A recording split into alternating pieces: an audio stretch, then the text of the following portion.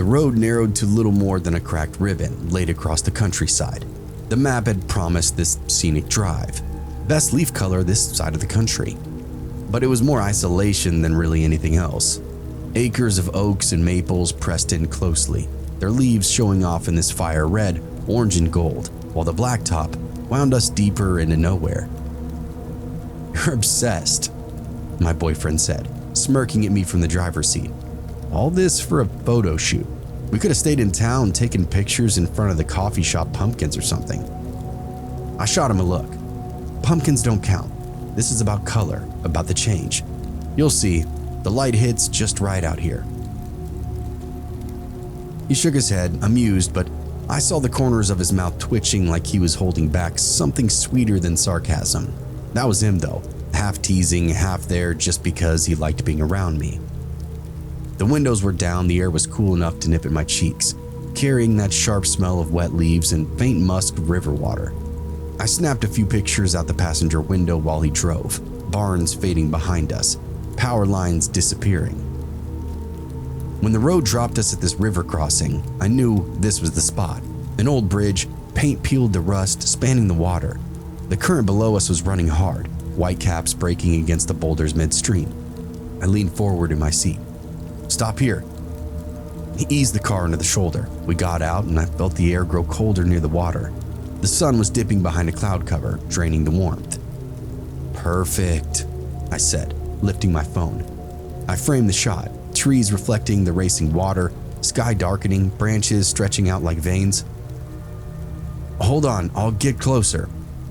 He vaulted the guardrail before I could protest, his shoes scraping up against the rocks as he picked his way down the bank. "Careful," I called out. He grinned back up at me, cocky as always. "Relax, babe, I'm fine." I lowered the phone, heart ticking a little faster. "Seriously, it's slick down there. Just stay where you are." He waved me off, stepping onto this mossy rock that was jutting into the water. He was aiming for an angle shot, a dramatic one, the one that would blow all my pictures out of the water. He crouched, phone in hand, adjusting. Then came a sound of a sharp crack, of wood giving way. His foot slid, his arms pinwheeled, and before I could scream, he was gone, splashed hard into the river. I screamed out for him. He bobbed up, coughing, arms flailing as the current grabbed him like a toy. He tried to fight, tried to angle back toward the bank, but the water was going really fast. I sprinted over to the guardrail, clutching the cold steel, eyes locked on his head as it spun downstream. I yelled out, telling him to hold on. But he was already being pulled away, dragged under the bridge, vanishing around the bend. I vaulted the guardrail and slid down the bank, knees buckling on that wet slope. Dead leaves and roots tore underneath my hands. The ground tilted toward the water so steeply, it felt like gravity had a personal grudge against me. "Babe!" I shouted, though the river was swallowing my words. The water was roaring loud down here, rushing over the rocks around the bends, carrying him further and further. I stumbled along the bank, crashing through the brush, following the brief flashes of his jacket between the trees before it disappeared. The trail, if you could call it that, was little more than a deer path, branches slapping at my arms, thorns catching in my jeans.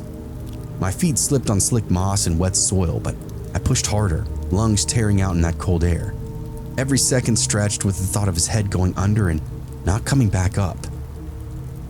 Half a mile down, the river slowed into this wide bend, logs jammed together in the shallows, leaves spinning in the eddies. I stumbled out of the trees, scanning and praying. I saw movement at the water's edge. I lurched forward, thinking it was him, but it wasn't.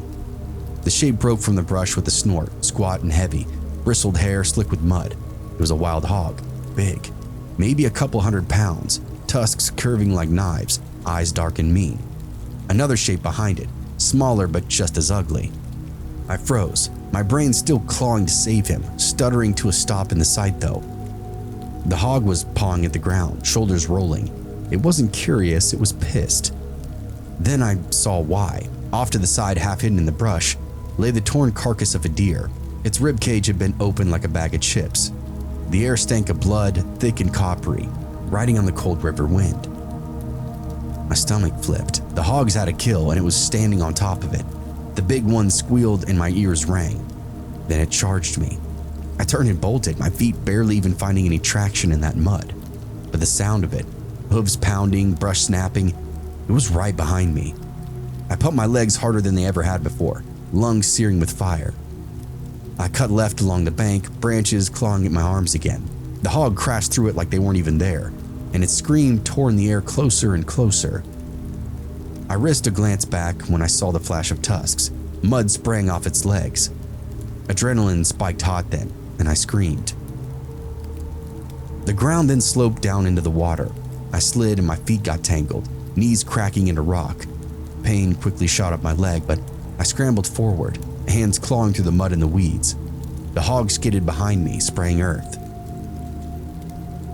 I scrambled up this half-rotted log that angled over the water, my hands burning on the rough bark, splinters biting in deep. The hog then rammed the log from below, the impact rattling my bones. I nearly pitched forward into the current myself. It backed up, snorted, and came again, and the log shuddered underneath me. I clung hard though, knuckles white, whispering nonsense prayers to myself, trying not to scream again. Another impact. The log cracked, part of it splintering. My boot slipped, my chest smashed up against the bark. I kicked down blindly, my heel connecting with the snout. It squealed, stumbled back a foot, and that was something, I guess. I shoved myself higher onto that log though, scrambling to the far side. My jeans tore open on a branch. The hog bellowed and circled, mud flying, but I didn't wait for it to come again. I leapt off the log and into the shallow water. The shock of the cold knifed through me. I splashed forward, stumbling, falling to my knees, scrambling back up, anything to put distance between us. The hog gave chase, crashing into the water behind me. Its bulk slowed down just enough for me to reach a cluster of rocks at midstream. I hauled myself up, scraping skin raw on jagged edges. The hog lurked in the shadows, glaring, huffing clouds of steam off into the cold air. It paced and splashed, but didn't climb the rocks. The smaller one had joined it now, squealing, teeth snapping at the air. They guarded their ground, the kill behind them. I stood there shivering, shoes heavy with river water, staring across the bend like I'd woken up in hell. Then a sound cut through the river's roar, coughing. I spun, eyes darting upstream. 50 yards away, tangled up in another mess of driftwood, was him, my boyfriend, half sprawled out on a log, choking up water, dragging himself toward the shallows. Relief tore through me. "I'm here!" I screamed to him. He lifted his head, dazed, confused, but eyes unfocused. I risked one last look at the hogs. They stood right where they were, watching, the big one grunting, ears twitching. Satisfied I was leaving, or maybe just too lazy to press any further. Either way, they didn't follow as I slipped off the rocks and staggered upstream. I half ran, half fell across mud and rock until I finally reached him. He was soaked, shaking, lips pale as paper. His breath was coming rattling out of him, but he was alive. I collapsed onto my knees beside him, grabbing his arm, pulling him up.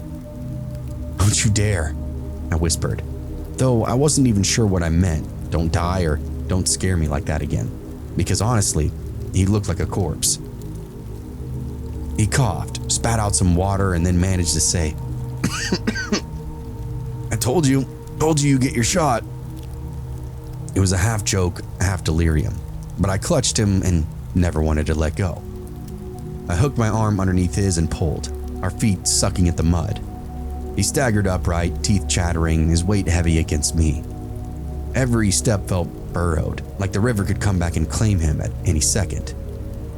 Behind us came another squeal though, high and furious.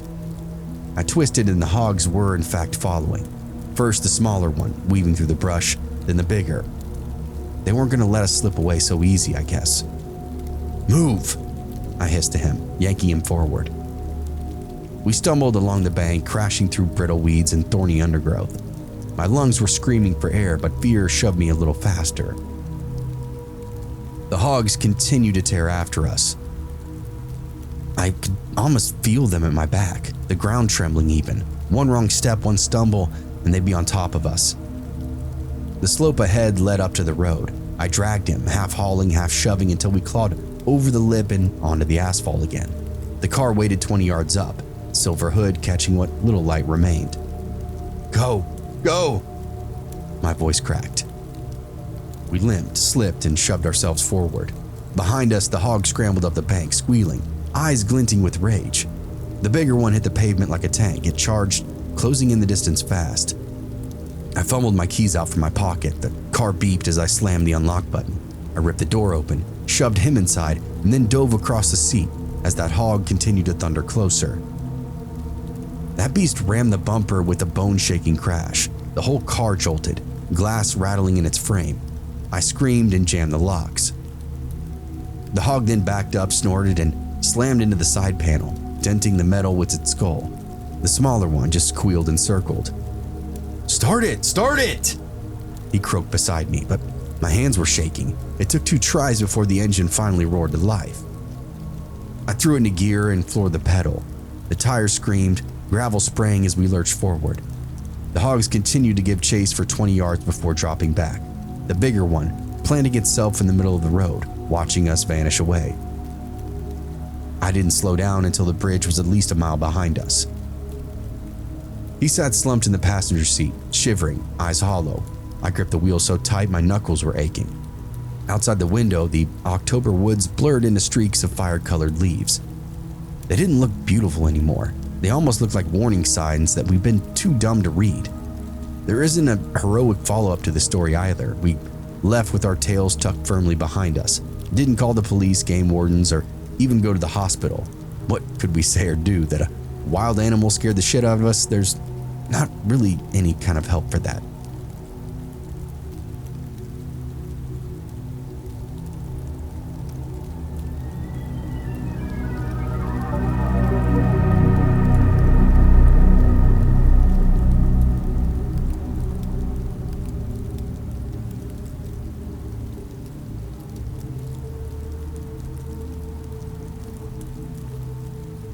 The air currently had that brittleness to it, the kind that you really only get when fall is past its peak and winter's waiting around the corner. Clay and I had been on the ranch since sunup, checking troughs, tightening wire, hauling scrap out of the pastures before snow turned it all into hidden hazards. That was the job this time of year though, tidy the edges, put things in order, make sure nothing came back to bite you when the ground froze and the herds got mean. The cattle weren't where they should have been. They drifted to the south side, bunched together, leaving the northern pasture strangely empty. Animals seem to know things before men do, and I took their absence as some kind of sign, though I didn't say it out loud. Clay seemed to notice it too. He made a joke about it, something about lazy cows, but I caught the way his eyes kept flicking to the end of the property line, where the cottonwoods stood gray against the sky. We'd been told to leave that edge alone. Old man Mathers, who owned the spread, was really clear about it. Fix what needs fixing, but don't go looking for work where it don't call to you, he'd said, with that kind of weight too. Neither of us asked any questions. You don't when the man's signing your checks and prefers a quiet room. But work has this weird way of pulling you towards trouble sometimes. A section of the fence was down, wire sagging into the dirt, posts leaning over from the rod. We could have left it for another day, sure, but the light was thinning, and both of us knew an open fence line was a risk that we couldn't really afford. Coyotes, strays, anything could slip through. So we rode out on the north boundary, tools in the bed of the truck, trailing dust behind us. I remember the moment thinking something felt weird, like crossing over into sacred ground, but I told myself it's just the season, the cold, the shadows of dawn. Still, that feeling in my gut had the truth nailed down already, before I even knew it. By the time we reached the far edge, the sky was beginning its slow collapse into dusk. Clay cut the engine, and for a few seconds, nobody moved. I took stock the way I always do, listening, measuring, noting what stood out. Out here, the silence was loud. No birds, no crickets, no cough of cattle, just wind in the brush. We stepped down and walked the fence line, boots crunching over the frost-hardened weeds. The wire had snapped clean at one post, leaving a gap wide enough for almost anything short of a bull to wander through. Clay muttered about how long it would take to set new posts, and I was only half listening. My attention was locked on a smell. It wasn't manure or brush fire or anything you'd normally associate with ranch work. This was coppery, rank, decay sitting heavy in the back of my throat. I followed it. 20 feet into the grass, I found the cow. She wasn't one of ours though. The brand mark was unfamiliar, burned deep into her hide, half hidden beneath the tearing. She'd been mauled. Ribs were split apart, belly torn open, tongue lolling off gray and stiff. Coyotes had done some of the work, but not all of it. I crouched close enough to see the edges of the wounds, jagged but not clean. I made a note about the drag marks heading further off into the brush as well. "Jesus Christ," Clay said behind me, pulling his bandana up over his nose. "That ain't ours, is it?" "No," I answered back. "The brand's from over by Gunnison's place, I think, a couple of miles out." We stood over her for a minute, neither of us really eager to admit what it meant. A dead cow wasn't unusual, but one mauled this close to the line with no signs of a predator lingering set me on edge. Animals don't take cattle down this way unless they're desperate or unless something else is in play. Free-range cows are meaner than hell, and they don't really make for an easy kill. Clay said we should just patch up the fence and go, leave the carcass for the scavengers. I almost agreed with him, and then I saw the boot. It jutted out of the brush like earth had spit it up. Leather cracked and I froze. Clay followed my stare. We didn't speak. You don't really when you see something like that. I grabbed hold and pulled up. The ground gave up its secret slowly. First, the leg, stiff and heavy, then the rest. A body, half buried in leaf litter, chewed in places the way the cow had been. The face was gone, stripped down to bone, hands curled tight, frozen in this clawing gesture. He'd fought to the very end. Clay cursed again and turned away like he might vomit. I continued to look. My habit is to take in the details even when I don't want to. The clothes were ranch clothes, denim, wool, boots worn thin from saddle work. He wasn't carrying a wallet, or if he had, the scavengers had taken it. No obvious marks of identification, just another working man, cut down and left where nobody could find him. A sharp sound then broke the moment. I spun, a hand on the knife of my belt. Out from the tree line, a horse stood there, watching us. She was in rough shape, coat dulled, ribs showing, mane tangled up into knots. Still saddled, stirrups hanging loose. The reins were trailing in the dirt. She looked ready to bolt, but too tired to commit to it. Her eyes were rolling white in that low light. Clay breathed out shaky, collecting himself. "That's his, right? It has to be," he said, nodding at the corpse, then at the horse. His hand came to rest on the revolver on his waist. I mean, it made sense. A cow strays through a broken fence, a hired hand saddles up to fetch it. Somewhere along the line, everything goes wrong. The cow ends up gutted, the rider ends up dead, the horse wanders until hunger and exhaustion drag her back. That was the story the scene wanted us to believe, and boy, was it believable. We circled slowly, careful to not spook the animal. I kept my hands low, talking softly. Eventually, she let me grab the reins. The leather was cracked and stiff. I checked the saddle for marks, a brand, stamp, tag, but nothing. Whoever owned her had made no mark. Honestly, we probably should have left it at that. Should have taken the horse and the corpse back to Mathers, called it in. Let the sheriff sort out all these details, but something continued to gnaw at me. I personally wanted confirmation, needed it even. So I told Clay that we had to go back to the body. He didn't really seem to like the idea, but he followed me. We stood over the dead man again, both of us swallowing against the stench, the buzzing flies that clung to him even in the cold. I crouched down and examined the wounds more closely. The teeth marks were obvious, but they weren't the only marks. I pushed aside the torn jacket, holes, small, round, and ragged at the edges. Not made by claws or tusks, but definitely bullet holes. Clear as day. They ran through the chest, peppered up with the ribs. I counted 3. Then I looked at his skull, or what was left of it. The top was gone, shattered clean through. I didn't really need to be a coroner to recognize the truth. "Yeah, this wasn't animals," I said. Clay blinked at me, then looked closer for himself. His face drained white. "Jesus, is that a bullet hole in his head?" "He was shot, then left out here. Coyotes just cleaned up what was left," I surmised. We found ourselves standing there in silence once more, the weight of it all choking any more discussion. The questions started stacking up in my head. Who was he? Why would somebody kill him out here, in the scrub at the edge of Mathers land? Why leave the horse saddled, wandering around?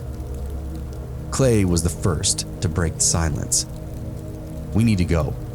he said, and he actually sounded kind of scared. I agreed. This wasn't just a dead hand and a stray cow anymore. This was straight up murder. And murder has a way of spreading, if you know what I mean. We hauled the horse along, neither of us talking now. The fence remained broken, wires sagging, tools untouched from where we dropped them off. The work didn't really matter anymore. What matters was getting back before somebody saw us out here and maybe shot us too. The wind picked up behind us as we walked, carrying with it the rustle of brush, the shifting of shadows.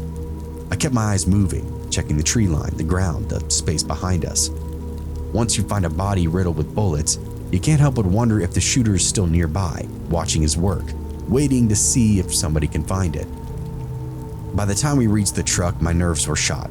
Clay got the horse loaded, as we just happened to have space in the horse trailer, while I continued to scan the horizon. The land around us was quiet and still. We drove back without really speaking, and finally, the ranch house lights came into view, warm and steady, but they didn't feel like safety, not with the knowledge that we now carried. We called it in as soon as we made it back to the house. Mathers didn't ask questions, just dialed the sheriff with that flat tone of his. Clay and I sat on the porch, watching the horse pace circles around the hitching post, then restless. Her eyes seemed to roll back every time the wind shifted. She didn't want to be here any more than we did. The deputies arrived just before sundown. They wanted us to lead them back out there, walk them straight to the body, the cow, the fence. So we did. It felt different now, going back. The land had now turned mean in the dark. Every tree bent like it wanted to fall on us. The body was still there, exactly where we left it, but something about him seemed smaller now, almost like he'd sunk deeper into the earth, half swallowed in just a handful of hours. The deputies said very little. They took photos, collected casings, though I never saw them bag anything. One deputy had checked the horse back at the house, running his hands down her legs, checking the teeth. "She's been out here a lot longer than a day," he muttered. "Closer to a week, I'd say." That didn't sit right. A week alone, saddled in trailing reins, and nobody had noticed her until now? We thought we saw everything out there. We gave our statements and left nothing out. Still, when I looked in their faces, I could tell they were already burying it in paperwork. "Some kind of accidental shooting," one said later. "Even though I don't know how you explain to put 3 rounds in a man's chest and then 1 through his skull by accident. Probably some drunks pot shooting in the brush, and this unlucky fellow was standing there, taking a leak or something." The investigation stretched on through November. A few strangers came and went, state men, not locals. They brought clipboards, asked pretty much the same questions, circled around the horse like they held some kind of key. At one point, they shaved her mane down to the skin, looking for marks. Clay swore that he saw a scar under the hair, a brand that had been burned over to erase it. They wouldn't let us close enough to confirm, though. Then there was the matter of the boots. The coroner swore the tread pattern didn't match anything sold locally, not in the country, maybe not in the state. "Imported," he said. "Military issue or foreign exchange." Some of the details were really weird to me, but what do I know? After I started keeping a notebook, dates, details, odd scraps in the investigators that they clearly ignored, like the .223 shell that we found near the fence post 3 days after they supposedly combed the area, or the way the dead cow's brand didn't line up with any registered inside county records. Close but off, almost like it had been imitated. Clay told me I should burn the notebook, forget it, but I continued to write. By December, the case was cold. The official word was a trespassing drifter, cause unknown. The horse went unclaimed and sold at auction. I still can't shake what I saw. A body shot to pieces, boots that didn't belong, a horse half starved, and a cow that shouldn't have been there at all. It was like some kind of bad airport novel. Occasionally, sometimes when I ride out to that far fence line, I swear the air still carries that same copper tang. The cattle won't even graze there. Clay won't drive past it. I keep my notes, but not holding my breath.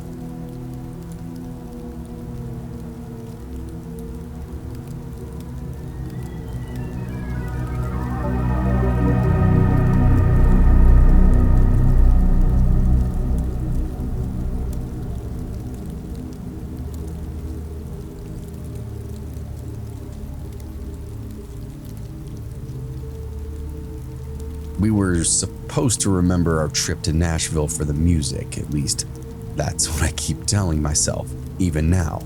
The neon signs, the screaming guitars pouring out of every doorway, the cheap shots and laughter.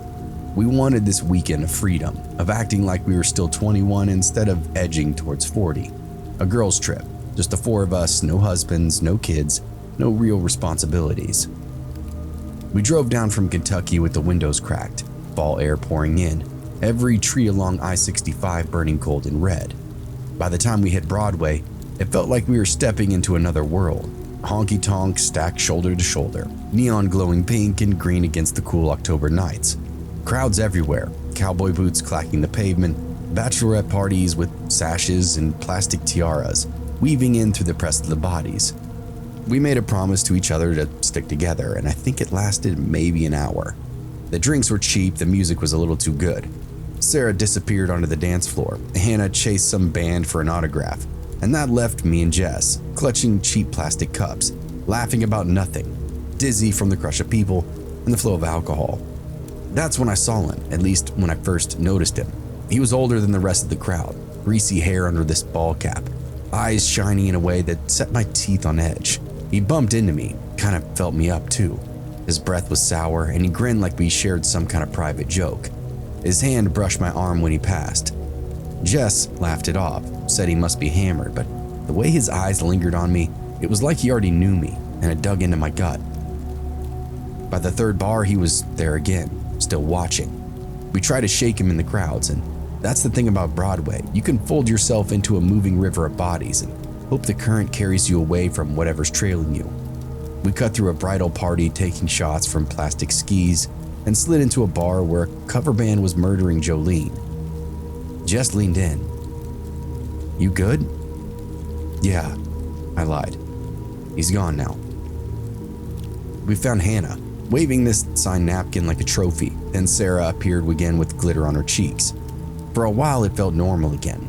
We yelled along the choruses that we half knew and posed for strangers taking pictures, but when I headed to the bathroom, I saw him in the mirror first, standing behind me in line, acting like he wasn't looking at me, that little grin still sitting on his face. The line moved, but he didn't. He let people slip around him, all while he stayed near me. I ducked into a stall and locked it, hands shaking, and I waited, forcing myself to breathe because I read somewhere that slowing your breathing pulls your body quickly out of panic. When I came out, he wasn't there. I washed my hands and somebody laughed. It felt pointed, but I also was drunk. The air dryer roared. I looked up and he was at the end of the sinks, just beyond the door. I froze. He mouthed something and tapped his two fingers against the brim of his hat, almost like some kind of friendly tip. My stomach turned over. I pushed past him and heat climbed up my neck. He didn't resist. He just let me go like a fisherman giving line, but he knew he had me. I found the girls on the balcony and told them about what happened. We did the things girls do to feel safe. We made a plan, we ordered waters, we slipped our keys into our palms like short metal claws. Jess said that we'll leave together, no splitting up. We left through the front in a tight knot, shoulders touching. Down the sidewalk the night was louder, a rising animal of voices and engines. A pedal tavern rattled past with a dozen women shrieking in matching flannels. A group of guys in Titans jerseys chanted something I didn't understand. We headed toward 5th where the rideshare pickup was supposed to be, weaving in and out between people. He reappeared a few blocks short, half a step behind me on my left, so close I could smell him again. I didn't even take a look, I didn't dare.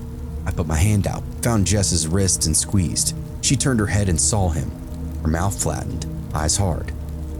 She slid between him and me without breaking stride, and he continued to match us. We quickened our pace and he did too. Hannah hissed at me, "Get a bouncer from one of the bars." But there really weren't any in that stretch, just street vendors and a guy on a scooter. The man leaned in close to my ear, like we were old friends sharing gossip.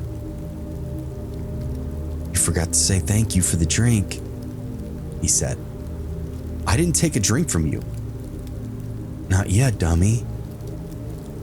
The smell of him, it was yeasty, hit the back of my throat. We cut onto a side street that was still lit but thinner, more choked off. I heard Jess say that we should go back, but forward was the only option now. The rideshare pin pulsed on my screen. 2 blocks ahead and I fixed in on it, a way to break the line. His steps seemed to soften and then disappeared entirely, but I didn't trust it. People passing us coming the other way, heads down over their phones, their faces bright in the glow. We reached a cross street and hesitated, and that's when he came from behind off into the side, like he slipped around the block to box us in. He grabbed my forearm and tried to lick my neck. Jess yelled at him. She shoved him backward. He lurched and then smiled like a man that had been complimented. His fingers tightened. "Don't touch me." I tried to jerk free and he leaned in, passed my face into the side of my head and whispered, "I've been looking all night, baby girl." I didn't think. I dove my heel down onto his foot. He grunted and let me go. Jess dragged me forward. Sarah grabbed my other arm and we started to run. A chorus of whoops followed us from somewhere, somebody cheering for something that had nothing to do with us. It scared the hell out of me for some reason in the moment. We lost Hannah in the shuffle, and when I looked back she was there, and then she wasn't, swallowed up by bodies crossing between alleys. We yelled her name, but the man was still behind us. He wasn't running. He just came in on that steady, tireless walk that you almost see in nightmares. I glanced back. I couldn't tell if he was drunk or anything. He might just straight up be crazy. We hit the next block and it thinned. The music dropped to a distant throb. I heard a siren somewhere and the squeal of brakes. The sidewalk narrowed around a hotel valet stand, forcing us into a single file for a moment. He slid in close behind me again, hip to hip, and I stumbled. He took that moment like he'd been waiting for it, reached up for my wrist and pivoted me towards this gap between buildings where the alley sloped down. That whole thing took a second. I tried to scream, but I was too shocked. Jess grabbed my wrists and he yanked, and for a split moment, I was a rope in a tug-of-war. He won because he had both hands in the ground under his feet. Jess had a bad grip, a bad angle, and I fell into the alley, palms and cheeks scraping. And then he was on me. Brick and dumpster stink, the alley was narrow, lit by this single jaundiced bulb over a back door. The music outside sounded like it was underwater. He pressed me up to a wall with his body, one hand spread across my face to muffle the noise. I finally managed. His other hand trapped my wrists, grinding bone to asphalt. I begged him to stop. He slammed me once against the ground, bounced my head really good, and the world seemed to smear a bit. He lowered his mouth to my ear. "Can you hear me calling you?" His breath was slick and hot. His knee was wedged between my legs to pin me higher up to his body. His hand slid down to my throat, squeezing the air right out of me. I tasted rust. My cheek screamed where the brick had grated it. He said our names, all 3 of them. He said Jess's full name. He said mine the way somebody practicing it would, careful with the vowels. "You're the one," he said. Jess hit him from the side, and I felt like the alley bucked, but it actually was me. She came in with both hands like she was shoving a lawnmower that wouldn't start. It shocked him off me for a split second. I fell sideways, knees popping, hands bloody. Jess and the guy struggled for a second before he then threw her to the ground as well. I scrambled for anything I could, a trash can lid, a bottle, anything. My hand closed in on a broken beer bottle neck, smooth on the outside, teeth on the bottom. I came up with it and started talking wild. He then just gave me that creepy smile again. "Careful," he said. Then he reached out, grabbed my wrist, and squeezed until the bottle fell. He kicked it away, never looking. He then brought his other forearm high across my chest and pinned me once more, going for the throat this time with his fingers, testing the pressure like he's done this before, like he knew how much voice a person had left at each notch. The sound I made wasn't any language of any kind, it was animalistic. My vision was tunneling. Jess was then back on him, hammering at his ribs with her fist. He turned and hit her with an open hand that cracked. She bounced off the wall and slid down. That part of me that could think was saying, "This is where it changes forever. I am about to die." Then the other part of me, the one that couldn't think, fought like a snagged animal, frantic and crazy. He shoved his leg between mine again. I felt the cold outline of a belt buckle grind up against my hip. He'd said something about being quiet, squeezed my throat until my head started to float again. He used his other hand to paw at my coat zipper. It jammed, and he hissed. this kind of weird hiss that made him almost human again, and I clawed. My nails caught his cheek and left 4 neat lines. Blood welled up. He blinked, surprised, and then came back more furious. He slammed me harder. White light burst behind my eyes now, and I went loose. Somewhere close a door banged, and a man shouted, "Hey." It sounded far off at first, a radio down a hallway. The hand on my throat didn't move, but the man shouted again, closer now, rapidly closing in. The weight vanished like somebody had yanked a rug. I sagged, air punching back into me in little jerks that almost hurt. I slid down the wall and saw a shape, broad, black shirt, bald head, get in between me and the man who had me. The guy swung once, this lazy arc that came from frustration more than skill. The bouncer took it on the shoulder, stepped in, and did something fast with his hands. The man bent at the waist, gagged, and then somehow wriggled out and bolted off down the alley. "Hey, stay here," the bouncer said, already moving. He stopped and cursed and looked back at me and Jess, then made the choice that good people make. He didn't chase. He crouched down to help us instead. "You breathing? You okay?" The bouncer pulled out a phone and dialed the police. "Don't move, lady. You're safe now." Finally, after all that, I actually believed him. People started to crowd the mouth of the alley now, faces on poles, more curious than concerned. A few asked what happened, and the bouncer planted himself in the gap and told them to get back. "Did you see him?" Jess asked him. "Do you know him?" "Yeah, I've seen him around," the bouncer said. "Not here, down the block at a couple of bars. He waits out back, looks for strays." I wasn't, I started, but the words wouldn't come. "No, you weren't," he assured me. His voice softened. "You're okay." He scanned the alley mouth, like maybe the man would come back for what he thought he was owed. Blue lights washed over the street. I started shaking and couldn't stop. My throat throbbed. Each swallow felt like pushing on a bruise. Jess took my hand, and the bouncer stood like a wall. The cops came, took statements, and shrugged it like it was another Saturday night in Nashville. "There's drunk assholes everywhere," one said, scribbling out without even looking at me. My throat still ached every time I tried to talk, so Jess did most of it. Her voice was shaking with fury. They promised to keep an eye out, offered me medical. I declined, and then we were in the Uber. Back at the hotel, we double-locked the door, dragged the chair in front of it even. Nobody slept. Every time we saw a shadow move under the hallway crack, I thought it was him again. Every time the elevator dinged, I braced for footsteps stopping outside of our room. It was a really long night, but that ended up being the worst of it. Never saw that guy again. Recovered relatively quickly. I survived. It took a while to accept that, but I survived.